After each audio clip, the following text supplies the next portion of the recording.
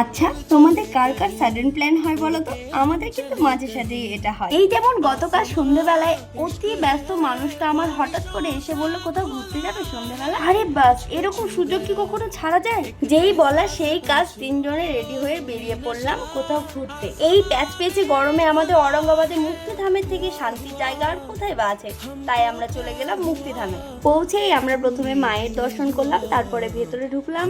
আর ভেতরে গিয়ে যে কি একটা আলাদা শান্তি রে ভাই। বাইরে খানিকক্ষণ বেরিয়ে আমরা ভেতরে বসে পড়লাম, আর আমার পিচ্চি তো এখানে এসেও একটা খেলার সাথে পেয়ে গিয়েছে। তারপরে এখানে বসে আমরা অনেকক্ষণ গল্প করলাম, অনেক আড্ডা দিলাম, তিনজনে অনেক অনেক অনেক কোয়ালিটি টাইম স্পেন্ড করলাম। গত কয়দিনে এই মানুষটার কাজের চাপে আমাদের যত না বলা কথা ছিল, যত গল্প জমেছিল, সব যেন একদিনেই উগড়ে দিলাম। আর এই প্যাচ পেঁচে গরমে এরকম ফুরফুরে হাওয়ায় গল্প করতে, তিনজনে সময় কাটাতে যে কি ভালো লাগছিল, ইচ্ছে করছিল না যে এখান থেকে উঠে চলে যায়। তারপরে আমরা একটু মন্দিরে গেলাম, আর এখানে একজনের প্রণাম করার ধরনের সঙ্গে তোমাদের পরিচয় করিয়ে দিই। হ্যাঁ, আমার মাম্মা এভাবে প্রণাম করে, একদম সব পাটে পা হাত ছড়িয়ে দিয়ে।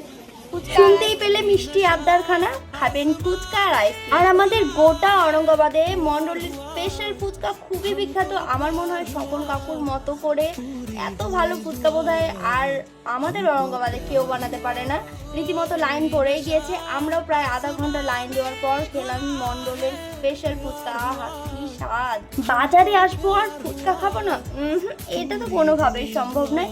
ওসব ডায়েট ফায়েট একদিনের জন্য চুলোয় যাক, আমার ফুচকা বজায় থাক। অয়পুরীর জন্য এই গরমে কয়েকটা সুতির জামা কেনা ছিল। শপিং মলে গেলাম না, কারণ শপিং মলে থেকে এইসব দোকানে একটু বেশি ভালো থাকে সুতির জামাগুলো। তারপর এরকম একটা ঝাঁকানাকা বাদ দেখলাম। তারপরে অয়নিকার মামা বাড়ি হয়ে আমরা চলে এলাম বাড়ি। ভিডিওটি কেমন লাগলো অবশ্যই জানিও। সবাই সুস্থ থেকো, ভালো থেকো, রাধে রাধে।